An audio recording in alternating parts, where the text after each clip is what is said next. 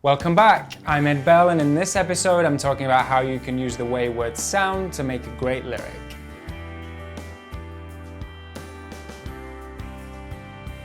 Whether you sing your own material or you write for other people, it's worth thinking about how the words you choose make life easier or harder for the person singing them. Let's talk briefly about how the human voice makes sounds. Vowels are what keep words going. Try singing a b or t sound to a long note. You can't, right? You have to include a vowel like ba or t. When you sing a syllable, it's the central vowel sound that extends, and the beginning and ending consonants slip in either side. The trick to writing a singable lyric is to keep these consonants in check.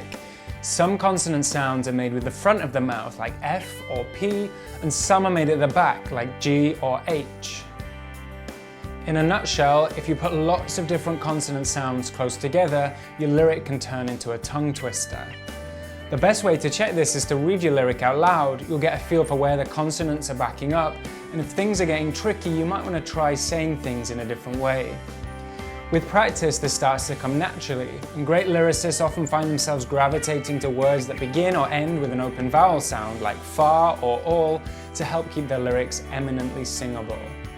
Let's look at vowels in a bit more detail. Some are easier to sing than others. Singing R, O, and oo is relatively easy, it's not that demanding on the voice. But vowel sounds like E, and I are much tighter, which makes them especially draining to sing on long notes and high notes. This is one reason that R, O, and oo are really common vocal riffs.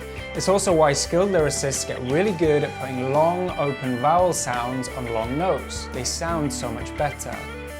Obviously, what the words mean is always most important.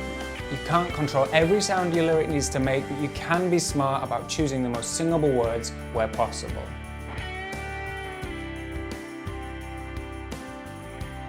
Back in episode 10, we looked at rhyme, a really common way words with similar sounds can make a lyric made up of individual words feel like an integrated whole. There are also other, more subtle ways great lyricists choose words that sound really great together. One is alliteration, where a lyric uses the same consonant sound at the beginning of several nearby words. Another is assonance, where a lyric uses the same vowel sound in quick succession. See all of those O sounds? None of them are quite rhymes, but when you say the line, you'll hear how they all zing out at you because of the sound they have in common. There are also a ton of related oo and ow sounds in this line, which helps too. Another technique is parallel phrasing, where two or more lines of a lyric have something in common in their structure, rhyme, or accent patterns. These lines work well together because they have a lot in common, not just the rhymes, but also the way the rhymes come in exactly the same places, the way while and well sound similar, and the way the structure pits you've against I've.